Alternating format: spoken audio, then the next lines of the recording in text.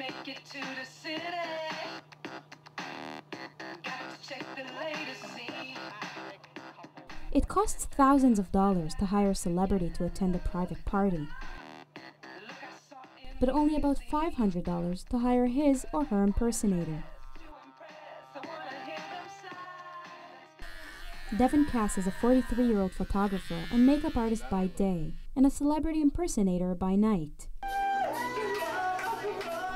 For the past 20 years, he's attended events and performed live, often confusing people into believing in the fantasy, even if just for a moment.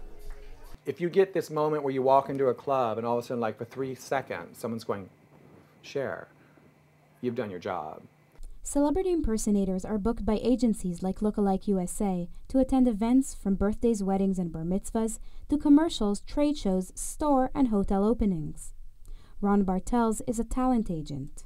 Like especially a child or 13 or 10-year-old really loves a special celebrity, you know, and whether it's Michael Jackson or Johnny Depp or whoever, they just would love to have the real person there, which obviously most people can't get that money-wise and logistically-wise, so they go for the look-alike if they look really good, and it's just like a fantasy thing. Wow, you know, it's the next best thing, and it usually goes over really well.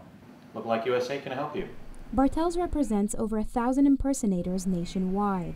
Hey Paris, what's going on? Bartels has everyone from Paris Hilton, Robert De Niro, Donald Trump, and Leonardo DiCaprio. When he sends impersonators out to an event, they mingle among the crowd, greet people, take pictures with them, and create a glamorous ambiance. Depending on their talent and on demand, some of them perform and entertain as well. Celebrities bring a certain amount of magic and ambiance to a party that, because they're extraordinary compared to your everyday person.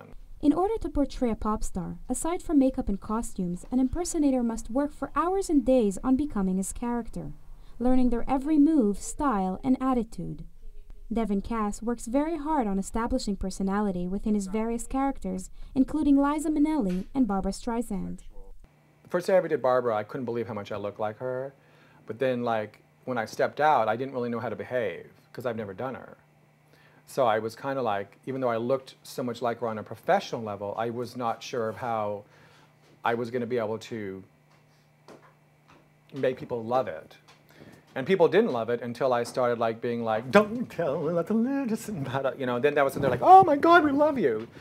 It's only 30% about the looks and really 70% about the personality you bring to the character. For instance, a Jack Nicholson look-alike, I'd rather have someone that resembles his looks, puts on the glasses, and can talk exactly like him, and really make people laugh and have fun with it, rather than a guy that looks exactly like him and can't sound like Jack Nicholson and can't talk. See? When impersonators have the looks and the personality, people tend to react to them as if they were the real celebrity. I've seen it happen a million times, you know, with my impersonators, when someone thinks they're the real person. And it's amazing how different people act and how they talk to you and react to you. Even Steven Dietz, a Britney Spears impersonator who is clearly a man, gets public attention as if he were famous. Best thing I've ever heard is like people coming up to me and just giving me a hug and say, I love your music, you look amazing, and you're so stunning. And you know, like some people get so like, you know, they're like, oh, Britney, and you know, it's just the praise and the appreciation, the artistry, they see it. However, in his case, with Britney's personal life all over the tabloids, Steven feels he also has to deal with people's negative reactions to her controversial character.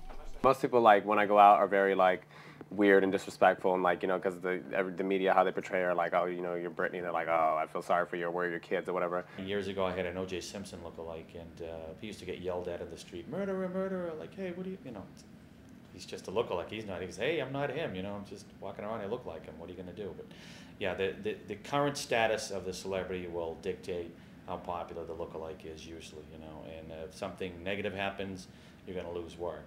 Advocating and being dependent on a character that you're not, receiving positive and negative attention, and transforming back to a regular person has its consequences. Some lookalikes that actually are psychologically affected by losing the popularity when they're, you know, the real person either doesn't have any more popularity in the general public eye, or just when they just are not out doing an event, and if they're not being recognized as that celebrity. Some of these people, if they're used to getting that adoration, it just they get depressed. It is possible that you're in a role for a long period of time. It might be that if you do lose a sense of who you are. Dr. James Worth is an attending psychiatrist at the New York Presbyterian Hospital. He says that although some may get confused, others remain professional.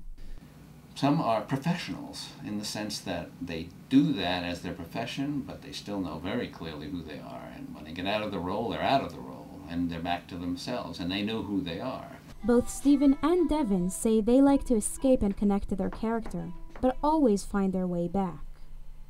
I like to escape, and I like to be Britney Spears, because it's exciting. It's just like being an actor or an actress. You get to be that character, and you get to be that movie role for the night, and go throughout that time that you're dressed up like this and be that character. It's like escapism. I prefer being Devin over Cher. I prefer being Devin over Liza, and I prefer being Devin over Barbara. This is just something that every once in a while you decide, like, wow, this could be fun tonight. Let's go out and see. It's an adventure. For Columbia Television News, I'm Sivan Raviv.